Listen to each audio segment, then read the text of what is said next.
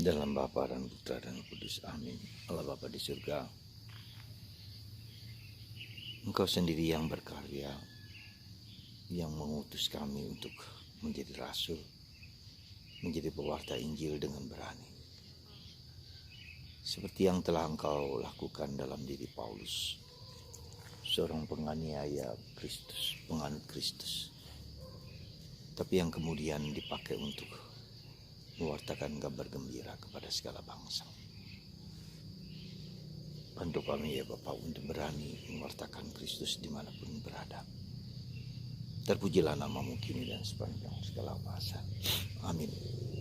Para saudara, setiap kali kita merayakan pertobatan Santo Paulus, kisah pertobatan Santo Paulus, paling tidak hatiku bergetar, kagum, mengagumkan karya Tuhan itu.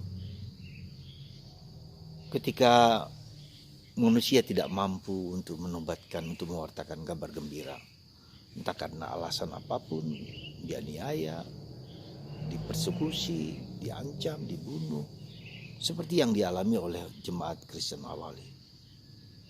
Ternyata Engkau memanggil orang-orang yang Kau pilih untuk menjadi pewarta kabar gembira. Peristiwa Paulus di Damsyik itu tidak hanya terjadi dahulu, sekarang pun banyak kali terjadi. Kalau kita mendengarkan YouTube kisah pertobatan, kisah kesaksian orang-orang yang didatangi Tuhan, dipanggil Tuhan, mengalami Tuhan yang hadir, sungguh-sungguh yang yang bukan hanya sekedar mimpi, tapi juga sungguh mereka mengalami Yesus yang hidup. Dan itu adalah orang-orang yang sulit sekali diajak pewartaan, misalnya orang Aceh, orang Makassar, orang Padang, orang Madura.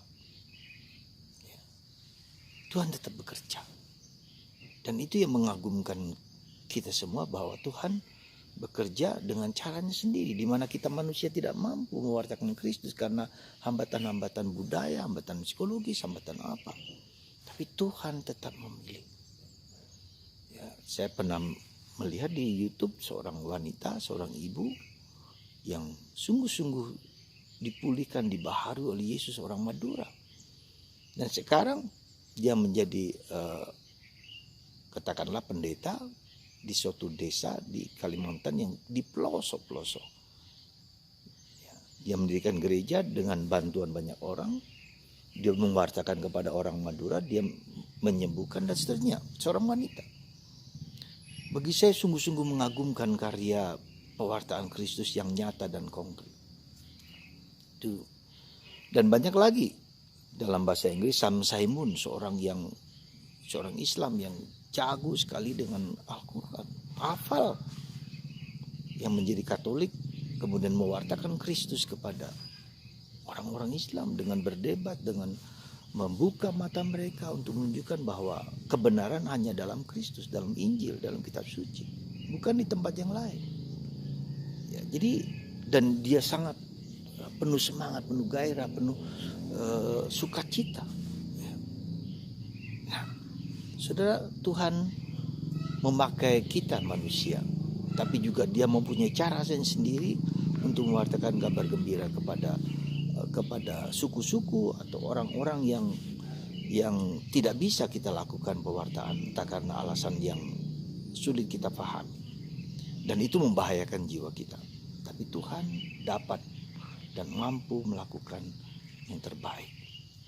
Pewartaan Kristus tidak pernah dihentikan, tidak bisa dihentikan oleh kematian, oleh darah, oleh apapun juga. Itu yang menurut saya perlu kita syukuri dan kita gembira, bahwa betapa esensialnya kita mewartakan Kristus. Nah, bagi Anda, bagi kita semua, pewartaan Kristus adalah suatu keberuntungan, kata Paulus. Tak bisa diungkit-ungkit lagi, tak bisa dihindarkan lagi, dan kita semua dipanggil untuk melakukan hal tersebut. Tidak bisa, enggak. Maka mari saudaraku terkasih, semoga Anda dan saya dan kita semua tidak takut menjadi pengikut Yesus. Dan untuk tidak takut mengikut Yesus, maka kita harus semakin mengenal Yesus. Ya, semakin mendekat Yesus, semakin mengalami Yesus. Bahwa pertobatan seperti Paulus itu sesuatu yang tidak banyak, hanya orang-orang tertentu. Tetapi kita mempunyai kewajiban untuk semakin mendekat Yesus, secara normal, secara alamiah mengalami Yesus sebagai Tuhan yang biasa saja kita alami seperti biasa, tetapi kita memiliki keyakinan yang kuat. Semoga Anda dan saya dan kita semua tetap percaya pada Kristus dan membawa Kristus kepada orang lain dan orang lain kepada Kristus. Semoga semakin banyak Paulus lain dari berbagai macam suku, dari berbagai macam kelompok yang sulit sekalipun, karena pewartaan Kristus, kata Paulus, tidak bisa dibelenggu oleh apapun. Segala sesuatu mungkin karena Tuhan mengendaki itu mungkin. Ya. Yang sulit sekalipun ketika orang Makassar, ya, orang Padang yang kemudian dipersekusi oleh keluarganya sendiri, bahkan mau dibunuh, tetapi semua tidak bisa. Ya. Pewartaan Kristus tidak bisa dibelenggu oleh apapun, oleh siapapun. Karena Kristus adalah Tuhan yang mau menunjukkan kepada kita manusia bahwa inilah jalan Tuhan, inilah yang sebenarnya diharapkan oleh Kristus, supaya itu diwartakan kepada segala bangsa. Dan ketika kita mengalami kesulitan, Tuhan sendiri akan bekerja. Dan karya keselamatan itu bukan dari kita. Pewartaan itu bukan dari kita, tapi dari Kristus sendiri, dari Allah sendiri. Dan kita hanyalah alat yang dipakai Tuhan untuk mewartakan Kristus. Kemarin di dalam YouTube Catholic Credo ada satu yang menggetarkan saya juga, adalah seorang biasa saja, ya, yang seorang menjadi pengemis, dan dia dengan mengemisnya itu membantu orang-orang pengemis-pengemis di pusat-pusat kota yang tidak bisa makan, tidak bisa apa saja. Ya, orang itu mati dalam usia 59 tahun, ya, karena dia telah mengalami mujizat Tuhan, dan dia menjadi pengemis, meminta kepada orang lain, dibagikan kepada orang miskin. Dan itu terjadi di Palermo. Dia berusia 59 tahun kena kanker usus. Saudara, inilah menurut saya tergerak juga untuk ada jiwa yang menggerakkan, ya, untuk menjadi miskin supaya orang lain dapat makan, dapat mendapatkan kebutuhan-kebutuhan basic dengan baik. Ya, namanya Conte, ya, Conte di Catholic Credo Channel. Semoga Tuhan memberkati kita semua, dan kita semua berani mengorbankan hidup kita demi Kristus.